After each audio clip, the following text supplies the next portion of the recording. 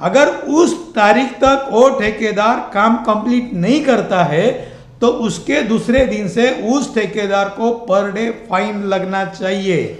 Per day fine लगने के बाद भी अगर उस कुछ लिमिट के बाद वो काम पूरा नहीं करता है तो उस ठेकेदार को ब्लैक लिस्टेड करना चाहिए।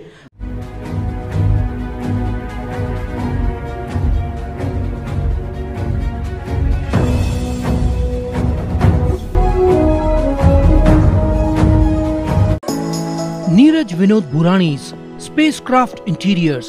Your space, our craft. Experienced and professional team. No hidden charges. Luxurious designs. Spacecraft Interiors. Your space, our craft. आइए लेते हैं एक मुलाकात MNS के अध्यक्ष उल्लासनगर के बंडू देशमुख जी से। बंडू जी, भी हाल ही में आपने एक मुद्दा उठाया, आपने पत्र व्यवहार भी महानगर पालिका से किया। वो लेटर की कॉपी मेरे को वाया हाथ लगी।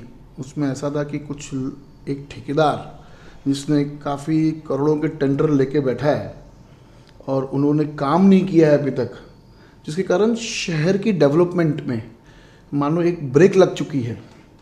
तो आपने मुद्दा उठाया था, लेकिन उस मुद्दे का अभी तक कुछ हुआ नहीं। और वो अभी तक कहाँ पहुँचा वो मुद्दा? आपकी आयुक्त से बात हुई या इस बारे में क्या आपका कहना है? जब कुछ ठेकेदार लोग अनशन के लिए बैठे थे, हाँ, उसके पहले से हम लोग एक मुद्दा फॉलोअप कर रहे थे। हाँ, कि ऐसे बहुत सारे ठेकेदार हैं कि जिन्होंने वर्क ऑर्डर तो लेके रखी है लेकिन वो काम हुआ नहीं है। कुछ लोगों ने तो कुछ बिल भी डाल दिए है। मतलब वो बिल निकल गया कि बात खत्म हो जाता, कोई पूछने को जाता नहीं, कोई देखने को जाता नहीं। ऐसे बहुत सारे वर्क ऑर्डर है। लेकिन इसमें मेन वर्क ऑर्डर एक दलित वस्ती का है। दलित वस्ती का 2 बार जो बजट आया है, उस बजट के वर्क ऑर्डर तो निकले हैं लेकिन वो काम नहीं हुआ है। वैसा ही एक काम है संजय गांधी पुल का, जो स्टेशन के बाजू में, उसका भी वर्क ऑर्डर निकला है लेकिन उसका भी काम नहीं हुआ है। डॉक्टर स्वर्गीय हिंदू युद्ध सम्राट बाला साहब ठाकरे क्रीड़ा संकुल का भी वर्क ऑर्डर निकला है लेकिन वो भी काम ठप है। दुनिया भर के वर्क ऑर्डर निकाल के रखे हैं लेकिन उस काम को चालू नहीं किया जा रहा है। इसमें सबसे बड़ी बात यह है कि अगर दलित वस्ती का काम टाइम पे शुरू नहीं किया जाता है तो ठेकेदार पे गुनाह दाखिल होना चाहिए। गवर्नमेंट रूल ये कहता है अगर एक आधे ठेकेदार को वर्क ऑर्डर दिया जाता है तो उस ठेकेदार को काम शुरू करने की डेडलाइन दी जाती है और काम कंप्लीट करने की भी डेडलाइन होती है। अगर उस तारीख तक वो ठेकेदार काम कंप्लीट नहीं करता है तो उसके दूसरे दिन से उस ठेकेदार को पर डे फाइन लगना चाहिए। पर डे फाइन लगने के बाद भी अगर उस कुछ लिमिट के बाद वो काम पूरा नहीं करता है तो उस ठेकेदार को ब्लैक लिस्टेड करना चाहिए। मगर ठेकेदार और प्रशासन इनकी मिली भगत के वजह से ये काम आगे नहीं बढ़ रहा है। देखिए बंडू जी, देखा है कि अभी हाल ही में अभी कुछ महीनों से देख रहे हैं कि जो टेंडर महानगर पालिका 4 अप्रैल 2022 के बाद में जब सभी नगर सेवकों का जो टर्म खत्म हुआ, अब न शहर में ना महापौर है, ना कोई नगर सेवक है, ना कोई कमेटी है, प्रशासन राज चालू है। तो ये इतने ठेके निकल रहे हैं और वो एक ही ठेकेदार को दिया जा रहा है, ओपन समर्थन किया जा रहा है। कारण क्या उसका?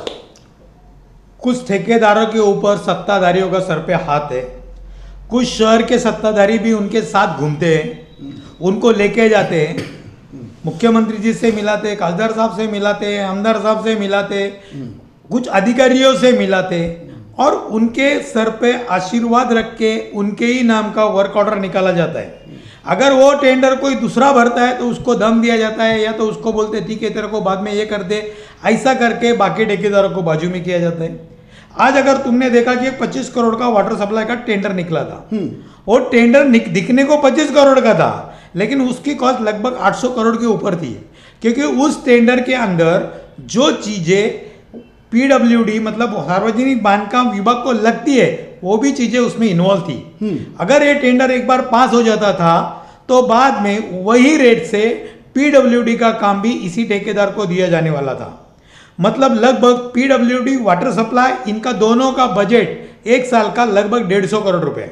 आप सोचो 150 इंटू 5 साल 7.5-8 करोड़ तो ऐसे ही 750-800 करोड़ तो ऐसे ही हो जाता है। देखिए हर टाइम हमने देखा है कि कभी भी पूरे महाराष्ट्र के अंदर अगर ऐसे कुछ होता है तो मनसे काफ़ी आक्रोशित नज़र आती है, अपनी स्टाइल में दिखाती है अपना काम। जैसे भी बीच में काफ़ी साल पहले की बात करें तो टोल्स को लेके मनसे काफ़ी आक्रोश थी और वो काफ़ी मुद्दा चला। तो ऐसे ही उल्लासनगर के अंदर आते जो ठेकेदारों की मनमानी है जिसके कारण पूरा डेवलपमेंट रुका हुआ है, तो मनसे का आगे स्टैंड कैसा रहेगा? क्योंकि मनसे शांत नज़र आ रही शहर के अंदर। मनसे शांत है ये बोलना गलत होगा। मनसे के हर पदाधिकारी अपने अपने तरीके से शहर के लिए काम कर रहे हैं। आज उल्लासनगर महानगर पालिका में 78 नगर सेवक थे, 5 स्वीकृत थे, यानी 83 नगर सेवक थे। सही। 83 नगर सेवक होने के बाद में भी इस महानगर पालिका में कोई विरोधी पक्ष नहीं था। ये सब मिलीजुली सरकार चल रही थी।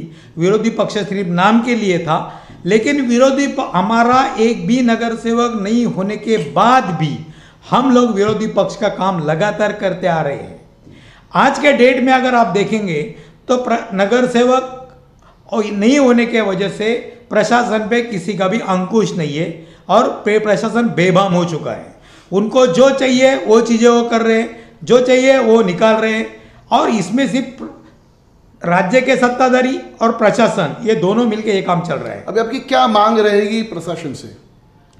मैं तुमको एक बात बताऊं, बोलिए। उल्लासनगर ये शहर जी पूरे वर्ल्ड में फेमस था और आज इसको भी है। मिनी यूएसए कहा जाता था, आज भी बोलते हैं। कहा जाता था। हाँ। मेरे हिसाब से हाँ। उस शहर में आज दुनिया में हर आदमी उल्लासनगर जानता था। आज उस शहर का हालत ऐसा करके रखा है कि वो शहर खंडर बन चुका है। ना हमारे पास अच्छे रास्ते हैं, ना हमारा खुद का पीने की पानी की व्यवस्था है, ना हमारे पास कोई मूलभूत सुविधा है। जो MMRDA रोड बनाती है उस रोड को भी 15 दिन, महीने, 2 महीने, 4 महीने के बाद खोद दिया जाता है RCC रोड को, क्योंकि हमारे प्रशासन का नियोजन नहीं है। जब MMRDA रहे या उल्लासनगर महापालिका रहे RCC रोड का काम करती है तो हमारे जो पाइप के पानी के पाइपलाइंस, इलेक्ट्रिक के लाइंस, ये सब लाइन एक साइड में लेना चाहिए।